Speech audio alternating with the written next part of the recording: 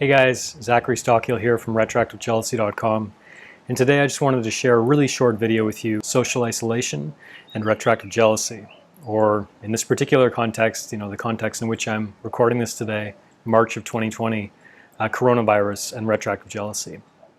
I just wanted to share a few basic thoughts, a few basic tips, and some suggestions that can perhaps help you manage your retroactive jealousy through any period of social isolation. So this is not just relevant to the current time that we're dealing with in terms of coronavirus, but really any period in your life in which you have a lot of downtime, or perhaps you're spending a lot of time at home. The first suggestion I'll offer is I want you to watch a video that I recorded just the other day, actually, which shares basically just a 5-step, super basic, super simple daily program that you can use to start overcoming retroactive jealousy.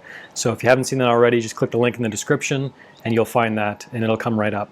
But one of the ideas that I talk about in that video, which is especially important, I think, when you're dealing with some social isolation, when you're confined to your home, when you're not going out very much, and you have a lot of downtime, is I want you to stay busy.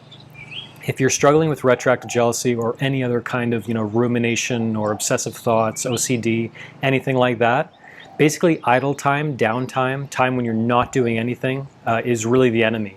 It creates an environment where your brain can really latch on to all kinds of intrusive thoughts when they come up.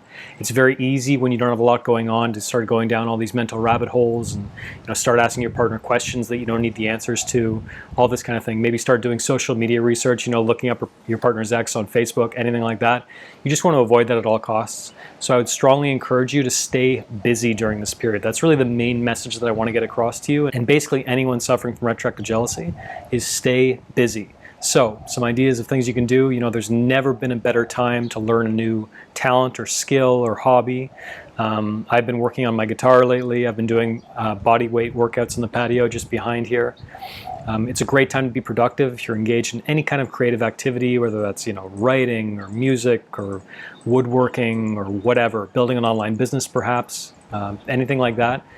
And then really learning any kind of new talent or skill. There's lots of websites out there such as Coursera, Teachable, where you can log in and there's dozens and dozens, hundreds, thousands of great options for you in terms of an online course.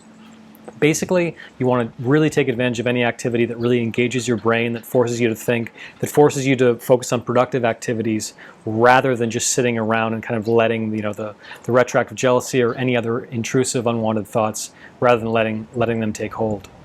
Another idea I wanted to stress is the incredible importance of physical exercise during this period. I know that maybe you can't go outside or whatever, there's probably good reasons for you to stay indoors, and that's fine. Just make sure you're doing something, because the deeper I go into this topic and the more research I do and the more I hear from students taking my online course or coaching clients or whatever, the link between physical exercise and your mental well-being is very, very, very clear. So be sure you're doing some kind of exercise each and every day. Don't ride a motorcycle like that guy, but maybe you have a stationary bike in your home. Maybe you can do body weight exercises, as I've been doing. Maybe you can do yoga. Maybe you have a treadmill. Maybe you have a swimming pool. Maybe you can just take a walk around the block and stay by yourself. Make sure you're staying physically active, because I know, without question, days when I've been lazy maybe, or if I haven't done anything physical, I go to bed at night and there's kind of like a stale feeling, in my head and in my body. I just kind of feel, I don't feel as good. So be sure, even though this is a really challenging time where we're mostly confined to our homes, make sure you're doing something physical each and every day.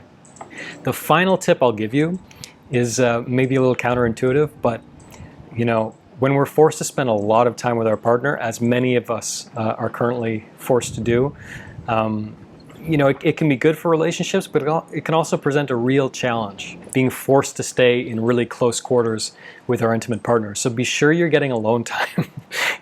Maybe you're already getting a lot of alone time, and if so, that's great. But I know some couples have a really small space and they're sort of really, really confined.